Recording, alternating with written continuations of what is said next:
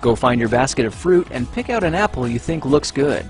Now, using a sharp cutting knife, carefully cut the apple at a slight diagonal so that it slices right through the center of the apple core. While we're here, let's save 2 of the seeds because we'll be needing them later. Now that we've got our 2 halves, let's take the side that still has the bottom attached and place it face down on a cutting board. We'll need to place 2 butter knives perpendicular with the top and bottom of the apple. Now we can carefully cut down along one side of the apple core until the knife bottoms out on our makeshift spacers, then use the spacers as a guide to gently cut in from the side. When the 2 cuts meet, you'll have an apple wedge that pops right out. And while we're here, let's cut a piece from the other side the same way.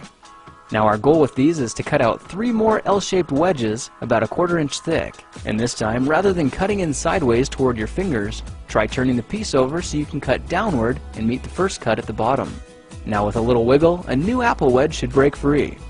If you repeat the process 2 more times, then stagger the pieces back together, the effect is a beautifully layered wing. Now just cut the other piece the same way and your swan's body should look like this.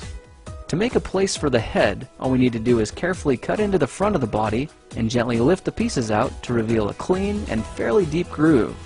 At this point we can go ahead and grab the other half of the apple and place it between the butter knives like before. But this time, we're just going to use them as spacers to cut an even slice off the bottom. You can see that repeating this process 3 or 4 times gives us a nice variety of shapes and sizes. Now look for a piece that resembles a heart that's been slightly flattened on top. All it takes to form the swan head is 3 strategic cuts with a knife.